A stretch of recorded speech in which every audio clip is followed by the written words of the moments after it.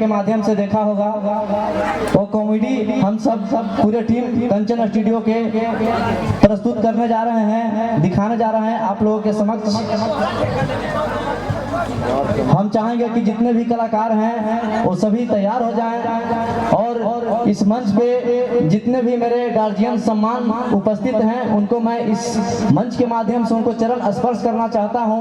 यहाँ पर जितने भी सम्मानित लोग हैं उनको मैं चरण स्पर्श करना चाहता हूं। मैं कहना चाहता हूं कि हम आपके अभिनंदन में बंद और छंद लिखते हैं, हम आपके अभिनंदन में बंद और छंद लिखते हैं। कोई हेलो हाय बोले तो हम जय हिंद लिखते हैं।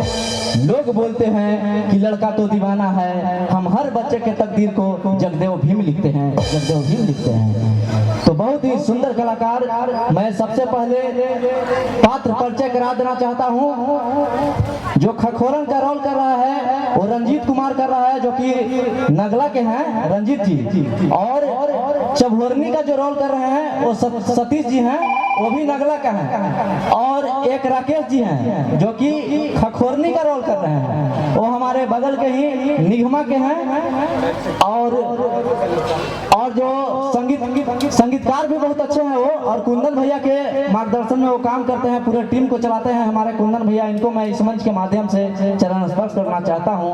बहुत ही सुंदर कलाकार सभी मेरे म्यूजिशियन हैं, इंस्ट्रूमेंट वादक हैं, बहुत ही अच्छे कलाकार हैं।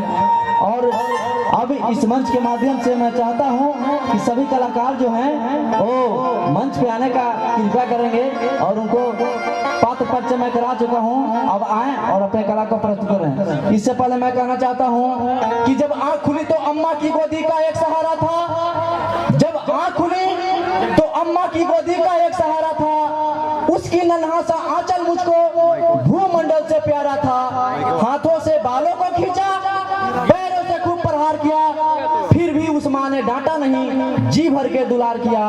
तेरे बिना मैया मुझको सब कुछ फीका लगता है, अगर घर में माँ नहीं होती है साहब तो घर का खाना भी तीखा लगता है। एक बार माँ के लिए आप लोग जोरदार ताली बजाइए। मैं कहना चाहता हूँ कि जीवन में माता और पिता से बढ़कर कोई भगवान नहीं है आपका। जो जन्म दिया उसको सबसे पहले आप याद कीजिए, आपका सब कष्ट दूर होगा। मैं वादा करता हूँ, मैं इसको बहुत करीब से देखा है। मेरे माता पिता इस दुनिया में नहीं है, बहुत दुख होता है, लेकिन मैं बहुत करीब से देखा। अब मैं चाहता हूं कि मेरे जितने भी कलाकार हैं वो मंच पे आए और आगे का प्रस्तुति करें।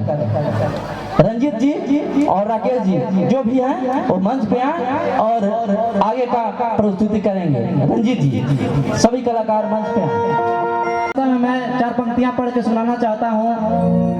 न जाने कितने छल और कितने पाप छुपाए हैं, न जाने कितने छल और कितने पाप छुपाए हैं, अपने अंतस मन में सब संताप छुपाए हैं। जिनके दिन और रात हुए मेरी आंसू मुस्कानों से, पत्थर भी हीरा बन के चमका है जिनके वरदानों से।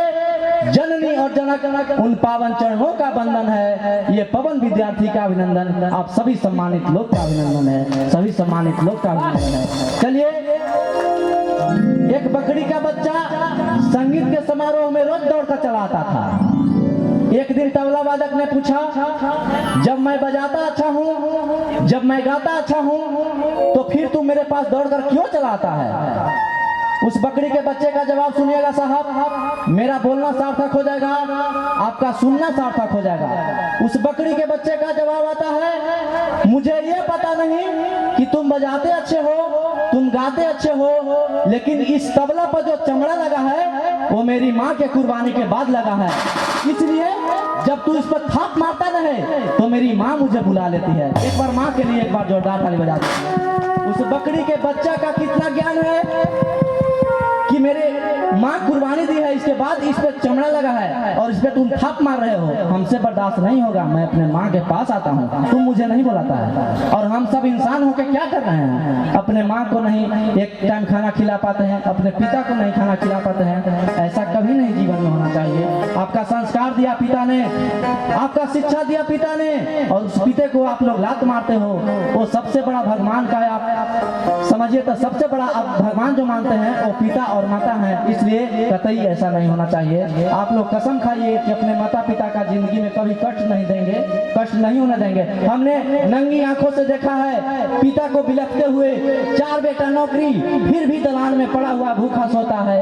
वो कैसा विडंबना है हमारे देश का और हमारे संस्कार का, ये सोचने की बात है। इसलिए अपने माता पिता से प्यार करें और उनको प्यार से रखें और उनको सेवा करें। चलिए अगला दृश्य आप सबके समक्ष दिखाने जा रहे हैं। चलिए तो आप खखोरना उछाल के, ये दिल का मामला है जरा देख बहाल के। मोबाइलों की दौर में आशिक का क्या पता, रख लेते थे खत में कैसे जगदेव भीम लिख के, रख लेते थे खत में कैसे जगदेव भीम।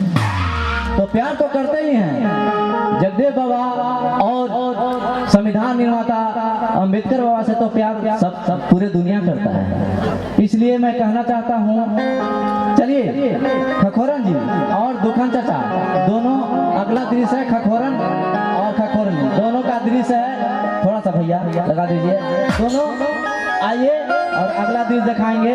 दूसरा अंक का, चलिए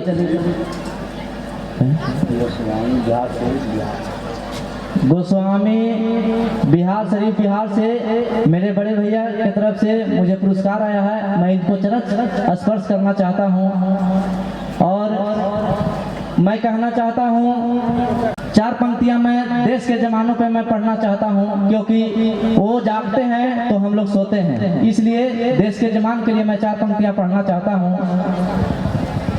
एक सैनिक बर्फ में चट्टान के जैसा खड़ा है, एक सैनिक बर्फ में चट्टान के जैसा खड़ा है।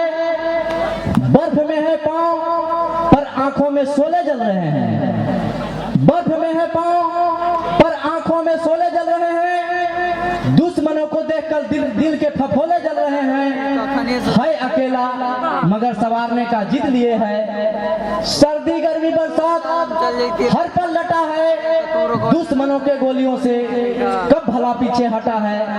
जानता है कि भारत माँ की खून के कमी पड़ गई है, इसीलिए तो सीना तोपों के आगे अड़ी है। एक सैनिक बर्फ में चट्टान के जैसा खड़ा है, एक सैनिक बर्फ में चट्टान के जैसा खड़ा है सैनिक मगर फर्ज में किसी मंत्री से बड़ा है। एक सैनिक बर्फ में चट्टान के जैसा खड़ा है। एक बार देश के जवान के लिए एक बार जोरदार ताली बजा दीजिए। तो अब मैं चाहता हूं कि आगे का दृश्य लेकर चभोरनी और खखोरना और दुखन चाचा तीनों आएंगे आगे के दृश्य लेकर। चलिए भैया थोड़ा सा